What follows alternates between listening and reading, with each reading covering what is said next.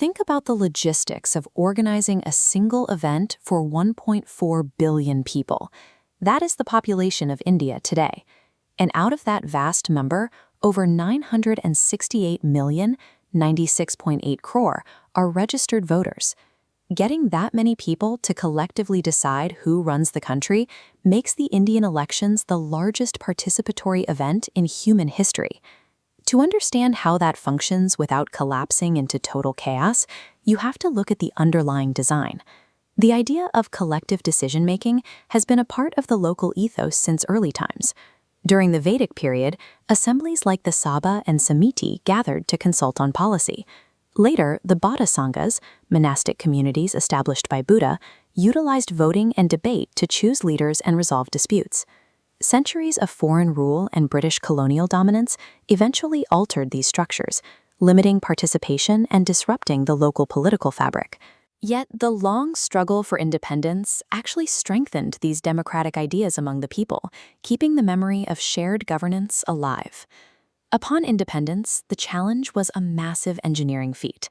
The founders had to bridge these ancient traditions of consultation with modern political theory to create a system that could govern a territory this vast. The task of drawing up the schematics for this system fell to the Constituent Assembly, formed in 1946. This group was tasked with drafting a modern, comprehensive constitution for a newly independent nation. It took them exactly 2 years, 11 months, and 18 days of debate to finalize the text. Guided by Dr. B.R. Ambedkar, they produced the Constitution of India, the longest written constitution in the world. The framers prioritized flexibility above all else. They understood that a rigid legal code would eventually snap under the weight of a rapidly changing, diverse society. They embedded a specific mechanism, Article 368, directly into the document. This allows lawmakers to legally amend the text. This allows the state to adapt to new socio-political needs by swapping out a component of the system without the entire surrounding structure collapsing. While a flexible blueprint is a powerful tool, its survival depends on how it distributes authority. If too much power pools in one place, the democratic machine can easily stall or be hijacked. The Indian state relies on a foundational rule called popular sovereignty. Every ounce of government authority is derived directly from the citizens themselves. That authority is exercised through universal adult franchise. Every single citizen 18 and older has the right to vote through a secret ballot. Those hundreds of millions of individual choices act as the engine driving the state's legitimacy. To translate that power into policy, the system uses a multi-party structure.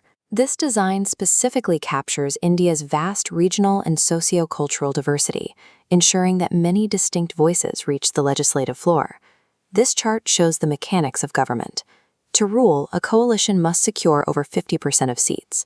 Any party with fewer seats constitutes the opposition.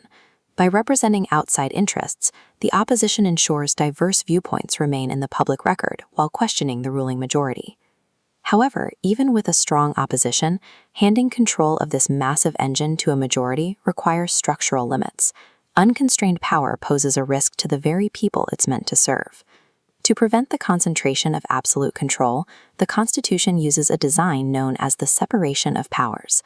The government is split into 3 branches. The legislature makes laws, the executive implements them, and the judiciary interprets them. This creates a system of checks and balances. If Parliament passes an inconsistent law, the judiciary can review it and declare it unconstitutional. This entire framework is anchored in the rule of law. It establishes that disputes are resolved through procedures established by law, ensuring that no individual, regardless of their rank or influence, is above the law. To protect the individual from the state, the Constitution outlines fundamental rights in Articles 14 through 32, along with provisions like Article 46, which protects vulnerable groups from exploitation. These rights give citizens specific legal recourse to seek constitutional remedies directly in a court of law.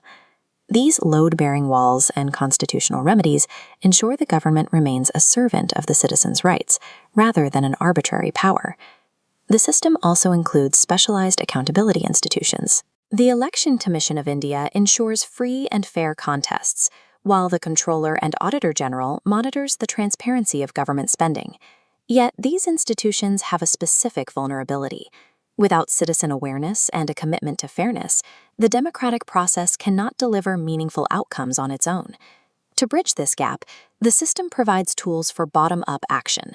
Public interest litigation, or PIL, allows any individual to initiate a legal action in court to force the government to address public grievances.